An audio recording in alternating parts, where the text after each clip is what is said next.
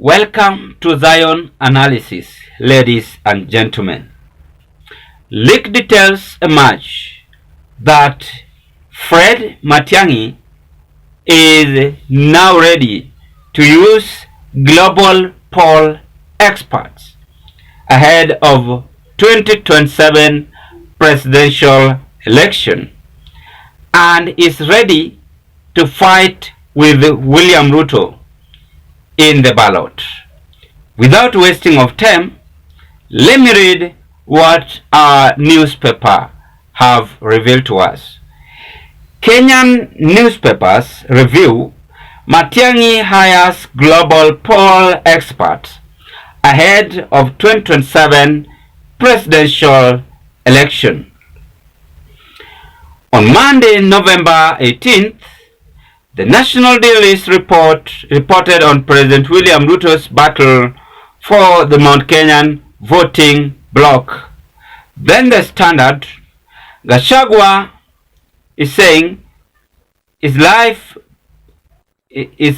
better now that I am impeached? He said he is also enjoying as a Uhuru. Daily Nation, 2027 Matiangi taps Botswana polls expert to assist him. You can see Matiangi in the newspaper. Let's read Standard together. The publication reported on former Deputy President Rigathi Gachagua's calls for the government to tackle the challenges facing Kenyans following its impeachment. Speaking during the 100-year celebration of mission work at PCA Karapon Church in Kajiado North, Gachagua said he is now at ease as no one blames him for the country's problems. The former Madera MP liked his current stance to that of retired President Uhuru Kenyatta, saying he is now watching from the sidelines as the Kenya Kwanza government navigates its challenges. He called on President William Ruto and his administration to address toll roads, high taxation, and economic issues, stating that these should now be resolved if it was previously the cause of their delay. Even if I was the one who caused the high taxes, why not reduce them now? All these toll projects, if I was the one who stopped them, why not complete them now? Gachagua post.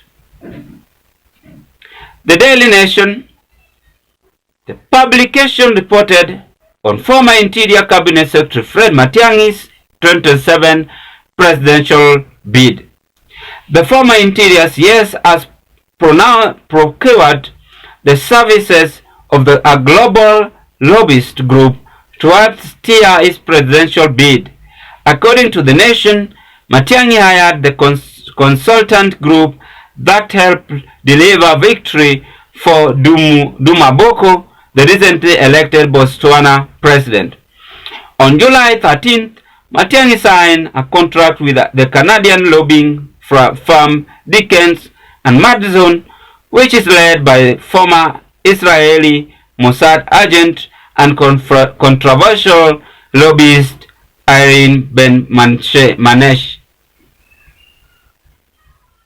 So, there are two things here.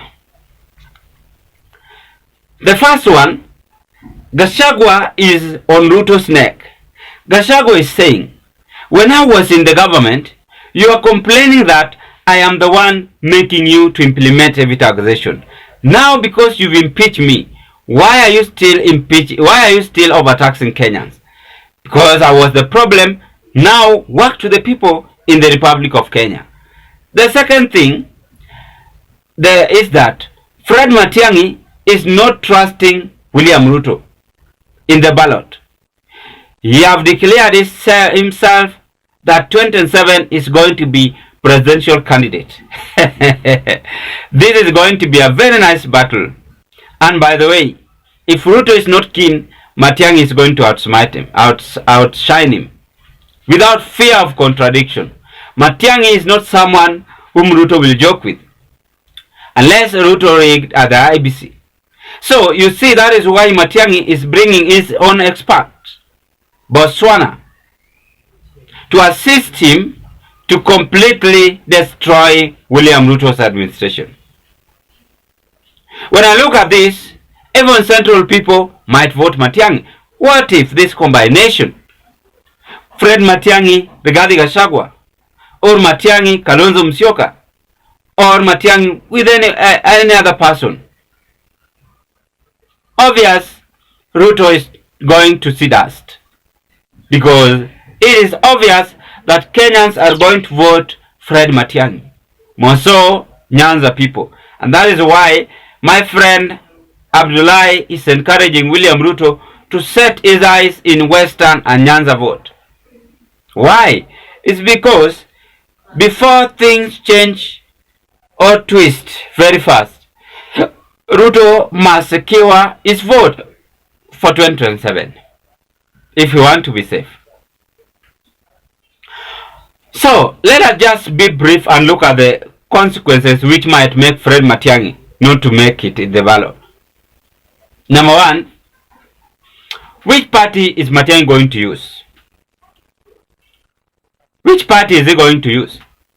Is he going to use ODM? Yet ODM is supporting the government.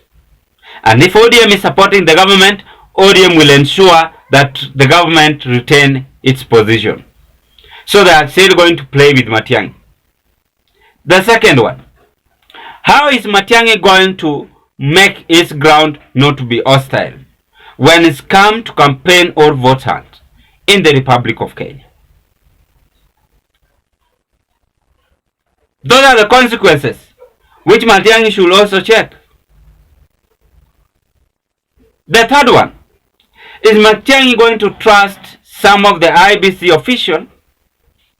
Because these IBC officials are the ones, most of them or majority of them are the ones who have dragged us behind.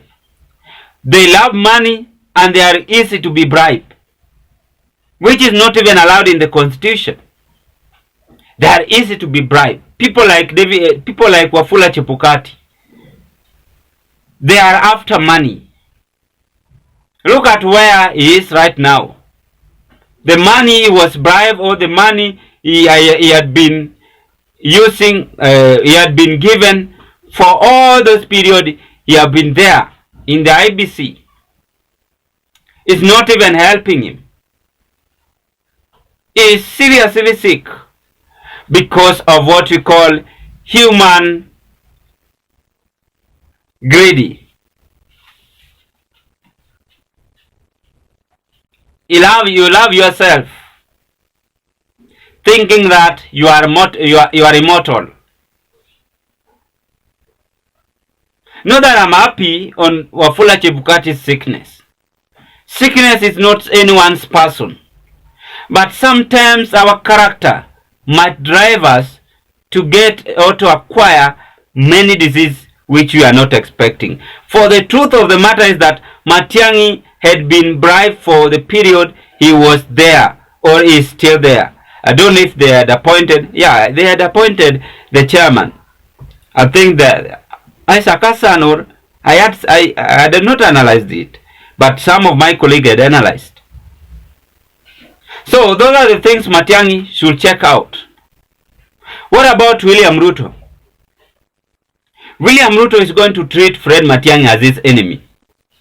He's going to say, no, this man, I won't give him a chance. I must now deal with him ruthlessly.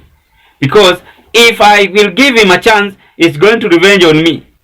Because he knows all my secrets. That is William Ruto's intention. So if Matiangi is going to hire Botswana men to assist him, then he must be aware that in this country we had also Venezuelans. We had also the Venezuela's people who assisted Ruto and Rigathi Gachagua. They were hired. And that is the nature of our politics. If you are to US also election and the rest. Anyway, I wish Dr. Fred Matiangi all the best. And say each and every human being have that right to try. You aim at the star. Let's wait and see the result. Bye bye, and let's meet on another political discussion.